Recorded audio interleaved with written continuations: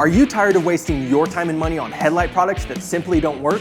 Well, this is the last headlight product that you will ever need. This is the Ceramic Headlight Restoration Kit by Cerakote, and what sets this product apart other than its effectiveness is its longevity and how easy it is to apply.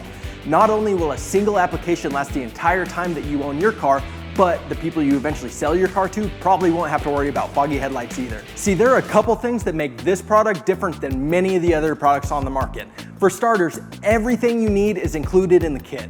Now, I know what you're thinking, that's an awful bold statement when clearly a polisher does not fit. Well, that's because you don't need it.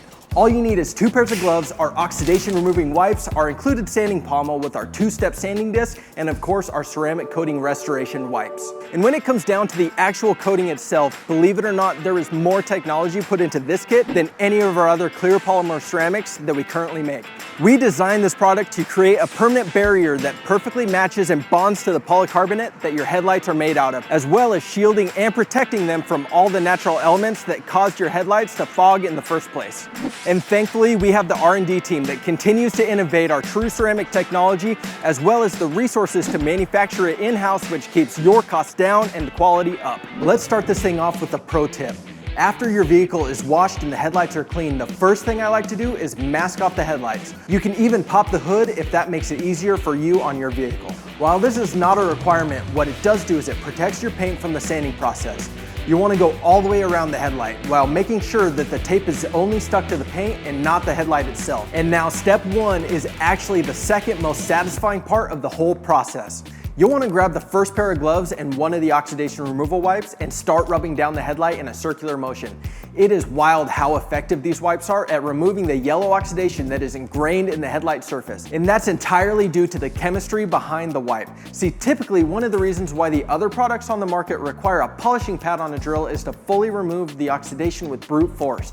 Well, we wanted to keep it as simple as possible for you, so instead our team of chemists designed this solution that actually cleaves and dissolves the oxidation on contact, making the sanding process much easier and less time consuming. Now, depending on the amount of oxidation your headlight has, you might not see any more visible oxidation left after using the first wipe, or there might be still a little bit of oxidation left after using the last wipe. It's just extremely important to use all the wipes in the kit prior to starting the sanding process. Now, just a quick note on the oxidation removal is that due to the construction of the headlight, if there is any oxidation, fogginess, cracking, or condensation on the internal surface of the headlight, unfortunately there is no fix for that other than replacing the headlight itself. And now that both headlights are done with step 1, let's get to the wet sanding process. Within the kit, you'll notice that there are 2 separate grits of sandpaper for each headlight. You'll also need a water source handy, so while a garden hose will work just fine, I definitely prefer to use a spray bottle with some high quality H2O in it. Now you'll want to start with the 2000 grit because it is more coarse and will do the majority of the work prepping the surface. Make sure you spray down both the sandpaper and the headlight as well because the water actually acts as a lubricant, removing the bigger scratches while drastically improving the smoothness of the sanded surface. While sanding, you're going to want to avoid sanding in a circular motion because that can actually cause unwanted swirling that can be a pain to get rid of. Instead, what we found works best is to make straight, uniform passes across the headlight surface, and the wetter the surface, the better the result. So make sure you keep that headlight well lubricated. Here's another pro tip for you. When you think you're getting close to completing the first round of sanding, take a fresh microfiber and dry off the surface. You'll notice that the headlight will have a super cloudy appearance, and don't worry, that is to be expected. But what we are looking for is the cloudiness to be even across the entire surface of the headlight, and that is super hard to see while the headlight is still wet. So if you do see some spots you missed, just re-wet the surface and keep on going. And this really shouldn't take too much pressure on the sanding pommel. But if there is a spot that's just not quite cleaning up like the rest of the headlight, don't be afraid to push a little harder to finish the job. Also, if there is any hard to reach areas around the edge of the headlight, just take a sanding disc off and get those spots by hand. And just for simplicity's sake, I like to get the 2000 grit done on both headlights before switching sandpaper grips.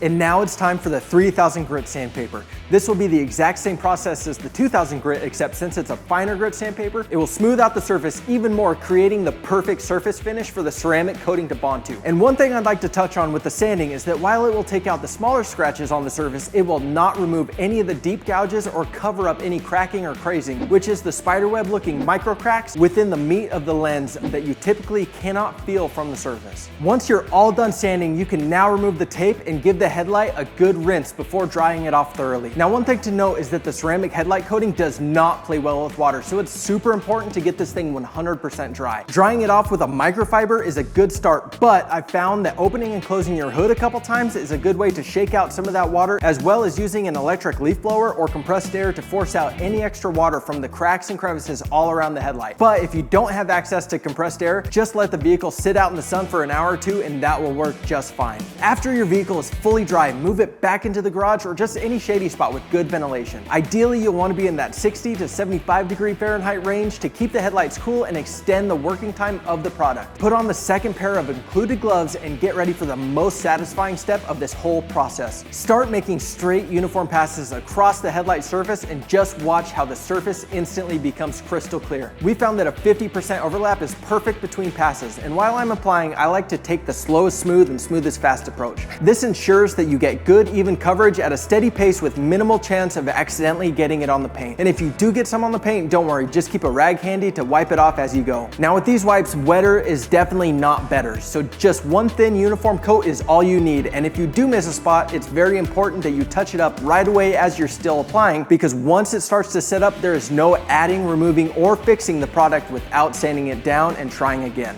Once you're all done applying, the next step is to let it dry. Now it has a 1 hour cure time, so while it's curing, you'll want to keep it out of the rain, fog, and away from any sprinklers, and definitely don't take it out for a drive until it's fully cured.